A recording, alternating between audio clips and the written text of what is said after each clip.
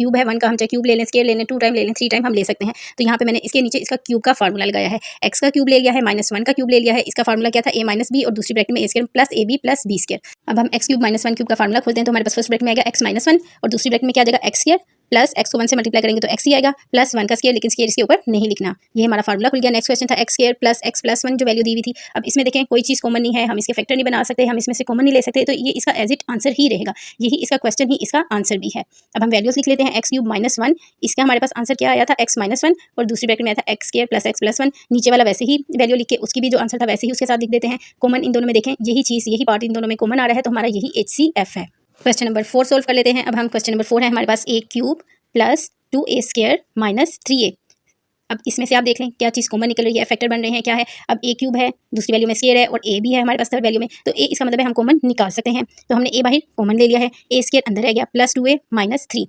जो ए हमने कॉमन लिया ये तो हम वैसे ही उतार दे लेंगे, लेकिन अब हम इनका क्या करें, इनके हम इजीली फैक्टर बना सकते हैं। तो आपने क्या करना है, 3 को ए से यहाँ पे 1 जो होता है इसके साथ मल्टीप्लाई कर देना है। 1 लिखा नहीं जाता, लेकिन वैसे ही सपोज हम करते हैं कि इसके साथ 1 है। 3 को 1 से मल्टीप्लाई करेंगे तो आपके पास आ जाएगा 3 वन 3। फैक्टर 3 के बनाने हैं, मल्टीप्लाई करें तो आपके पास 3 आए, प्लस माइनस करें तो 2 आए। तो मैंने यहाँ पे 3a माइनस a ले लिया है। प्लस 3 में से जब आप a माइनस करेंगे तो आपके पास क्या आ जाएगा, 2a ही आएगा और इसको मल्टीप्लाई करेंगे तो 3 आ जाएगा। तो मैंने फैक्टर क्या लिया है, प्लस 3a माइनस a।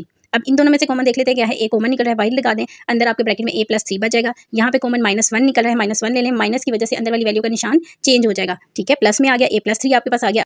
अब a प्लस 3 को आप एक दफ़ा लिख देंगे और a आपका वैसे ही उतरता आएगा। a-1 को भी आप ब्रैकेट में लिख देंगे। ये हमारा फर्स्ट पार्ट सोल्व हो गया है। सेकंड पार्ट देखते हैं, 2a cube plus 5a square minus 3a। इसमें से भी देखते हैं कॉमन क्या निकाल रहे हैं। a देख लें, a तीनों वैल्यूज में कॉमन है तो इसलिए मैंने a को बाहर निकाल लिया और अब के अंदर बच गया 2a square plus 5a minus 3।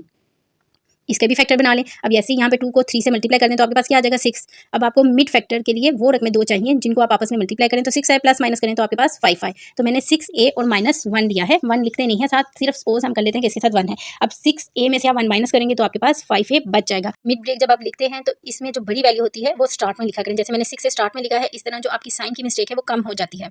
अब देखते हैं कि फर्स्ट वैल्यूज में से क्या कॉमन निकल रहा है। हमारे पास 2a स्क्वायर प्लस 6 में से कॉमन हमारे पास निकल रहा है 2a। 2a मैंने बाहर कॉमन ले लिया है तो अंदर हमारे पास बच जाएगा a प्लस 2 3 6 होता है, इसलिए 3 हमारे पास ब्रैकेट में आ गया। -1 इनमें से कॉमन निकल रहा है, यहाँ से मैंने -1 कॉमन ले लिया। a प्लस 3 हमारे पास अंदर आ जाएगा, माइनस की वजह से अंदर वाला साइन चेंज हो गया है। अब दोनों कॉमन a प्लस 3 एक दफ़ा लिख लें, 2a -1 आप ब्रैकेट में लिख लें। a हमारा वैसे ही साथ नीचे आता जा रहा है। ठीक है, अब देखते हैं हमारे पास जो क्वेश्चन दिया हुआ था उसके हमारे पास आंसर क्या आए हैं। फर्स्ट वैल्यू का आंसर हमारे पास ये वाला आया है, सेकंड वैल्यू का आंसर हमारे पास ये वाली इक्वेशन आ गई थी सारी। अब मैंने इन दोनों को लिख दिया है। इनमें से कॉमन एक तो सबसे पहले ये a निकल रहा है क्योंकि a इस साइड पे भी कॉमन आ रहा था और a इस साइड पे भी नीचे वैल्यू के साथ आ रहा था, तो ये लिख लिया। अब नेक्स्ट वैल्यू हमारे पास कॉमन क्या निकल रही है, आ रही है a प्लस 3 और नीचे भी a प्लस 3 है। इसको भी आप एक दफ़ा लिख ले, सिर्फ जो कॉमन वैल्यूज निकल रही हैं वही लिखनी है, दूसरी वैल्यू आपने इसके साथ नहीं लिखनी। ये हमारा HCF है।